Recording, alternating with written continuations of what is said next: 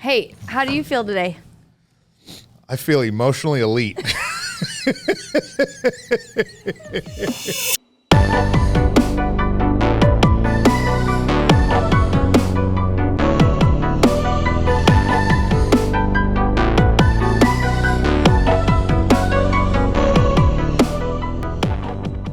So we're like 6 podcasts in. Yeah. And what I notice is... Or 7 or 9. That you do a great job asking me something. Yeah. And then I don't reciprocate the same question. It's true. And then what you have to do is you have to like... Well, as for me, what I think is this. And then I'm like, did Whitney only ask me this question because she wanted to give her answer? No. Yes. What? And I'm trying to get you to go somewhere sometimes. So I'm going to do better. We're still learning at remembering if you ask me a question, you might have an answer for the question you're asking me. Thank you for validating my question. Because you asked me a question, I'm like, oh, I know the exact answer to that. Blah, blah, blah, blah, blah, blah, blah, blah. No, but I know Next you do. subject, and you're over there like, what? Wait a minute. No, I know you do. That's why I'm asking. But yeah, we're having a conversation. That's good. So apparently our last episode, our interrupting each other went to a whole nother level. I'm going to try to not, but maybe if you ask me some questions, I won't interrupt you so much. I'm asking questions. I'm just kidding. Then we can we'll work on not interrupting too much. Yeah, that's good. So that everybody can hear what we're saying. We're going to work on it. But still our spouses epic have failure. been asking us See, to we're doing do it that. already right now. For years, they've been asking us to do that. Unplanned. Sorry, Bailey. We're interrupting. We also last episode talked a whole lot about emotional health. Like we referenced it, but we never went there. And so it's a good conversation. It's the most, other than like, are you Christian and are you going to heaven when you die? Right. It's and who's your family? It's the most important question. No, it's a great topic of conversation for us. It matters a lot. And so there's no way we could possibly cover it all in one episode. Right. But I think we should at least get started because it's a huge part of every conversation that we have. Okay. So emotional health. Yep. Let's just define what we're talking about first. Let's talk about that first. And then let's talk about the journey. Let's talk about what it is and then the journey of how we realized we had to deal with this. Okay. Let's do it. So emotional health, when we say that, it means that you are okay. That you are being steered internally by the right thoughts, not the wrong thoughts. Most often. That there isn't crazy dialogue happening in here. It might not be coming out, but there's all this other stuff happening. Right. Because emotions are real. Like we're going to feel feelings. God gave them to us. Right. And God has emotions. Right. Yep. But then what we do with them, how we process them, how we define what's truth and reality and what's our own brain, that's where our emotional health really comes into play. Yeah. If we're healthy, we can filter it properly and respond properly. And if we're unhealthy, everything's affected. We hear things wrong. We see things wrong. Yeah. We end up causing all kind of problems. Proverbs 4:23. Yep. Above all else. Above it all. Guard your heart. Right. Guard your emotions. Right. Guard your logic center. Right. Above all else, guard it because everything. All of it. Everything you do flows from your emotional health. Absolutely. It flows from your heart. Yep. So the way that I pastor this church, it flows from my emotional health. Of course. The way that I lead my family flows from my emotional health. The way I treat my own physical body flows from my emotional health. And so when we are not healthy, everything else suffers. Everything suffers. Even if we have a strategic plan and we follow the strategy, the logic, the details, but our emotions are out of whack, it's always going to get disrupted. It's a mess. And so I think that's a pretty good definition for a start. So, okay, let's talk about, like Pastor Whitney said, we've got multiple episodes of emotional health. Because it's a giant journey for both of us. Yeah, or we could just sit here and talk for 5 hours. Well, that too, but I don't think we'll Bailey would get annoyed with us. And we're interrupting each other a lot. Sorry. Well, no, we're not. Are we doing too bad? Are we talking over each other? She says we're doing good. So let's talk about the journey of like when we realized, okay, to build a healthy organization, you don't just need tricks and tools and tactics. Right. You have to be healthy. Right? Yep. Like I see these pastors go to every conference and read every book and try every strategy, but still they don't grow. Right. The tug of more is about getting to what you believe God has for you. It's about leveling up and going to the next thing. Not all the just more. some more. All not of just it. some areas, but all of the more. Yeah. And that includes that for sure. When do you think was the first, yeah, I don't know. Where do we start? To me, it's a lot. All of it that I don't know where to start. I think that somewhere along the way, you go from a kid to an adult. Yeah. And like when you're a kid, your emotions, you're a kid. Right. But then like there's a point in adulthood that you're like, I don't want to be acting how I'm acting. Right. I don't want to be feeling how I'm feeling. I don't want to be doing what I'm doing. And there were moments that I realized like, man, what's coming out of me is not who I want to be. The Bible says that out of the abundance of the heart, the mouth speaks. Right. That out of what's happening in here, it just starts coming out. Yep. And so for me, I started realizing, man, I got stuff coming out of my mouth that is in opposition to what I want to be. Opposition to every book, every leadership conference, everything. Right. And so it was like, well, what's wrong? Am I not smart enough or am I not okay emotionally? And I realized I wasn't okay emotionally. Yeah. I think that as we step into adulthood, we recognize circumstances in our life, situations in our life, sometimes people in our life that have affected us or caused trauma. And so those are probably the easiest moments to recognize we're emotionally unhealthy. Yeah. And so like we've talked about it, our dynamic, we're not married to each other. Yeah. We're married to other people. Yeah. But the four of us have been really close friends for over a decade. Yeah. And in the last decade, we've all four walked through traumatic moments together. Yeah. We've all walked through breaking moments. Breaking, painful, devastating. Yeah. And we've all walked through massive life changes. Yes. Like job changes or family children changes, financial.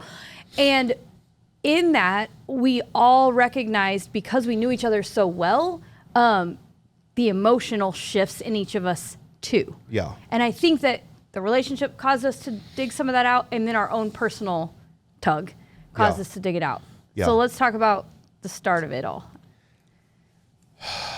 The start goes maybe a little deeper for the revelation. No, do it. But at Living Church, we did what we would call an anchor series. Yeah.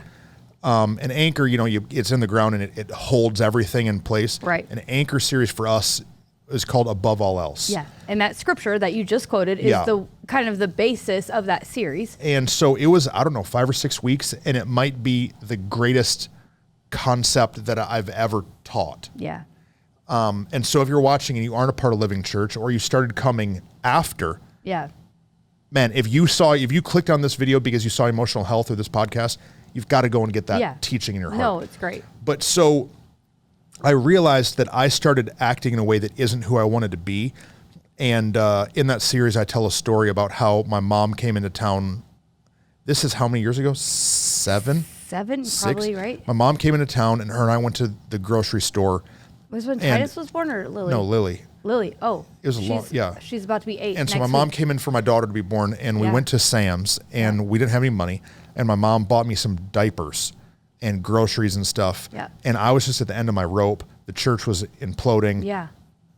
Everything that it felt like I'd built in my life were falling apart. And so I load all the stuff in the car, and I'm going to put the cart in the little cart corral because I'm a decent human being, right? And so I go and put it in, and they have this chain over the posts so that carts can't roll out. Because it's on an incline. Yeah. It's not an incline. Now, I'm a smart person. I was almost an engineer before a pastor. Right. I understand you're supposed to lift the chain up and push the cart in. But I was so emotionally destroyed and unhealthy that I could not process what to happen. And I picked up the grocery cart and I threw it over the chain and on top of the other carts. And I look over, my mom's just standing there watching me. Right. And my mom just has tears run down her face because she knows I'm not okay. Right. Right. She knows this is not who my son is. Right. He's not okay. Yep. And that moment is like burned into my memory because I realized standing in that parking lot, this isn't who, I'm not that guy. Right. This isn't who I am. Right. What's happening? Oh, out of the abundance of my heart, shopping carts are getting thrown. Yep.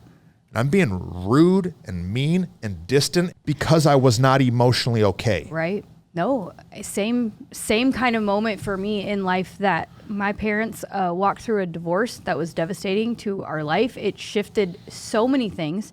And when you were an adult, I was 30 years old. So when my parents got your divorced. Dad was a pastor. Yep. Your mom was engaged in ministry. My whole life. They were like perfect external. When Aaron and I got married, all of our parents and grandparents were there, still alive, still married. And there was over 250 years of uninterrupted marriage between all of those people, because my grandparents had become the pillars in life that shifted everything in their family and said, as for me and my house. Right. And we are products of that. And so then now at 30, after all this heritage, all this stuff starts coming out. Man, and it was devastating. So I'm finding out, things that I didn't know, skeletons in closets that I had never learned. And then we're walking through this traumatic season of divorce, and it was painful. Like, I don't care if you are 6 or 16 or 36. If your parents get divorced, there's something in you that wrecks and just shocks your system of for sure. Your Creates foundation. Doubt. It does. It makes you feel rejected and abandoned, even if nobody's rejecting and abandoning you. And man, my personality anyway, fun is what I love to be. It's what I want to be. And I was doing a really good job on the outside of keeping it fun and happy and exciting, and not allowing anyone in to the pain that I was feeling, and not really wanting to talk about it, just saying it's fine, it's fine. And I'm a care person, so I'm caring for my mom. I'm caring for this season, caring for my sisters, taking care of things. And I remember a day where I had ordered family photos. I had ordered family photos for our family, and they came in the mail. And I'm a pastor, but I'm going to just be honest. So y'all better love me. But it's true. They came in the mail, and you ever order anything from FedEx or Amazon, and they just jokers. Yeah, they break it. They just be mashing it to bits. Yeah, they're like, I don't want to carry this 5 more feet, and they throw it on your porch. Right. And so he tossed it. I have no idea what happened, but I pick it up, and I'm so excited because they finally came in. They cost a lot of money, all the things. And the box is just crinkled to a mess. And I'm like so agitated. Yeah. And I've so shoved it so deep and covered it with like lollipops and rainbows, right? That it's in there. But oh man, as I remember opening the box, and I lost it. Yeah. I start screaming. And to be honest, I start cursing and yelling in my home about who in the world is so dumb that they would put these in without enough packaging, and who in the world is so rude that they would throw it or mash it or whatever. And I'm just losing my junk about pictures. Right. And in this season, you had a roommate and I had a roommate. Well, yeah, we had lit some like 20-year-olds in the church move in to our homes to kind of bless them. Right. We were allowing them to stay with us in a season when they were building their life. And so they were friends with each other. And so I didn't know that our roommate person was home, but they were. And so they heard me, because I wasn't mad about pictures. We know this. No. I was emotionally unhealthy and not dealing with the pain of what I was feeling. Right. But I was yelling about pictures. And so something came out Yeah. that you didn't even realize was in there. Out of the abundance of my heart. And so we find out about it because the roommate calls this roommate and says, who tells us Winnie's cursing out her Winnie's house. Yelling at her house. And so my friends did what my friends do, and they were just like, hey, you want to go to dinner? Hey, are you okay? Are you good? And we get to dinner and immediately are like, y'all good? Yeah. I'm like, everything's good. What are you talking about? And Aaron's over there like, help me, Jesus. Lord, please help this woman. And so we were able to talk about it, but it was kind of the first, for me, revelation moment, because Aaron had been saying, you're not okay. Yeah. But I wasn't willing to let anyone else in that yet, because I was trying to keep it, because everything else that I knew had already fallen apart. I didn't need myself to fall apart too. Yeah. And so as the journey began, that was we were kind of in the very similar season. Yeah, it was around the same life. time. And so because of that, we were able to go, oh wait, me too. Yeah. Me too. Yeah. Yeah, man, it's hard. It's hard. Yeah, all that stuff, it starts coming out and you start acting in a way that you don't want to act. Because the truth is, if you know Whitney, right, her kid crashed her car and ripped the whole bumper off, and she was okay. That did happen. We'll tell the story later. Right. But she navigated that well. Yeah. That's a way bigger deal. Just a few weeks ago. We were in Oklahoma. Right. Out of town. Right. Bumper literally ripped off lane in the parking lot.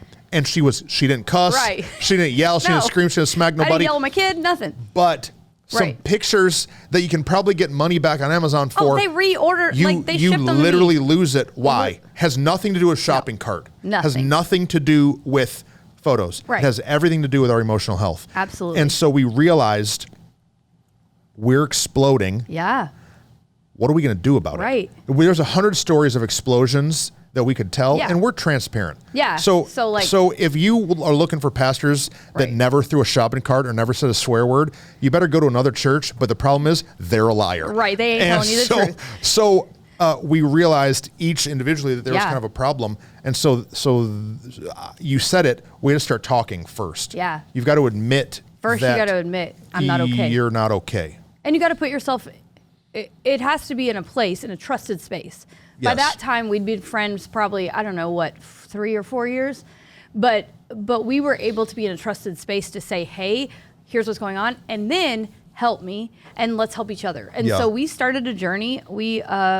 It wasn't for either one of us the first time we'd been in counseling, but it was the first time we decided to do that for that purpose, like for this like continual, ongoing life purpose. For us, we'd done it in seasons of change or of like new marriage or babies, but this was like, no, I'm going to deal with the trauma. I'm going to deal with what's really happening. Rachel and I had went to premarital counseling. Right. And then we had been in seasons that in marriage, when like turmoil hit, we would go back to marriage counseling. But this was the first like, oh, I have some issues that are causing me to navigate the world wrong. This is an important one. Super. There was a season that I heard everything wrong. Okay. Yeah. Where through some hurt I went through in ministry and some offenses and some wrongdoings that happened, when you get abused, you walk through life with your fists up a little bit. You start fighting. And so I started hearing everything wrong. Yeah. Everything. From people in the church to leaders to staff to other pastors. I started hearing it all with they're trying to get with me. With a slant. Everybody has an angle. Yep. And so I started to, no, I didn't realize it. My friends realized it. Yeah. And Rachel and Whitney and Aaron kind of had an intervention with me and said like. We keep talking about our like friend interventions. We've talked about it almost every episode, but we do it. If you don't have friends that are allowed to have an intervention, then they're just drinking buddies. It's true. You're just eating fajitas and queso together, and you're just watching movies. Yeah. Are you trying to get towards more? Right. If you have a tug towards more, you need people in your life that will be willing to have an intervention with you. True. And it doesn't have to be like on TV. There's no cameras there. They didn't write me a bunch of letters. And this is how your bad decision affects my life. I was going to say, for us, they're so a part of our life that they're not these giant big things. They're just, hey, can we talk have one about every this? New Year's. At New Year's, we sit around and we talk about like, how are we? What's okay? We do it every time we go on a trip together. Right. And so they prayed for me. Yeah. And I had to like let this thing fall off of my head of hearing it all wrong. Yeah. So we act wrong. We speak wrong. Yeah. We hear wrong. Right. No. And I think I recognize it now in other people because we've walked through it. So now for our team, I can hear a complaint or a frustration or a situation and I recognize, oh no, they're just hearing it wrong. Yeah. And that now is a red flag to me that something else is happening. Yeah. You're great at that. You have a gift to be able to read what's happening in people more than the words, but in the heart. In the heart, yeah. And so it's a gift. I think I have discernment, but absolutely. like you're at a different level of awareness of discernment. So is Rachel. Yeah. It's a spiritual gift. It's a gift. Yeah. And so because we know that was true in us and we know it's true in other people and now we see it, it's changed how we lead organizationally. Absolutely. And so at one of our Harbor weekends, which we talked about previously, it's like our staff retreat, except not at all like a staff retreat. Right. At our Harbor weekends, we now focus on becoming what we call emotionally elite. Right. So like Tiger Woods is like an elite golfer. Yep. LeBron James is an elite basketball player. Right. Michael Phelps was an elite swimmer. And these guys who are elite level athletes, they have to put themselves in training to be the best at their sport. And to be in ministry or in leadership or to accomplish more, you have to be elite. Right. You can't just be any scrub off the street. You got to be handy with a steel. You know what I mean? Earn your keep. So rap lyrics, you don't know. I don't know. I was like, oh, he's Regulators! Okay. to be able to do those things, you have to be elite in your heart and in your mind. And so we talk about it with our staff. We're going to be emotional athletes. Right. Because if we are leading other people, they can only rise to the emotional level that the leadership is at. And it's an emotional job. Absolutely. And it's not just pastoring. No, I've referenced before my mom and dad own a cleaning business. Right.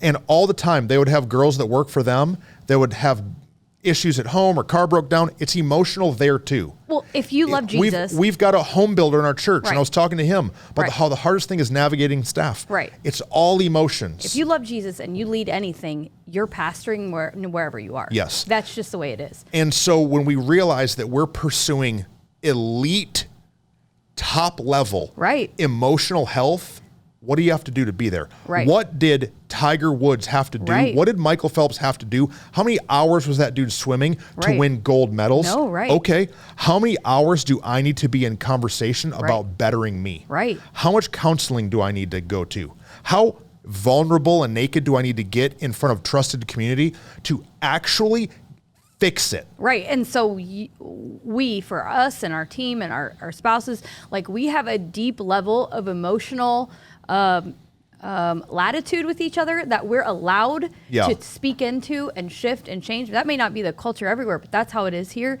Yeah. Elite athletes, what they consume is a big deal. And so what we, as elite emotional people, what we consume, what we allow in our space, the environment we put ourselves in, there's so many pieces. The things we repair, we are not going to walk with limps. We can't. No. Michael Phelps cannot swim if he's got like a busted, what's this muscle? Bicep. No, he can't do it. You've got to rehab all that stuff. Right. And so like all of us have went through trauma.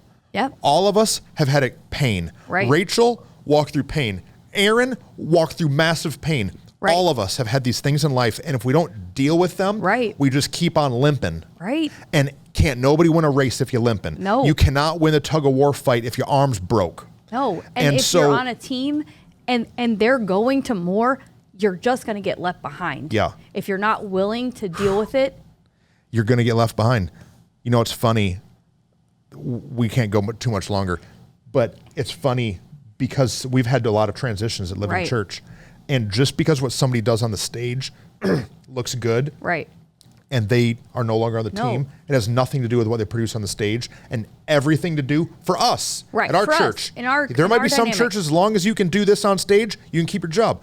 But if you're not emotionally healthy and you refuse to keep going to counseling, which we pay for, I was going to say 9 out of 10, 9 out of every 10 transitions, not that there's been 10 recently, but are because of an emotional elite issue. Exactly. That is unwilling to make progress. Progress is fine. Yeah. Progress is where we all are. Grace, savage. Right. It's how we have to do if we're going to get to more. Right.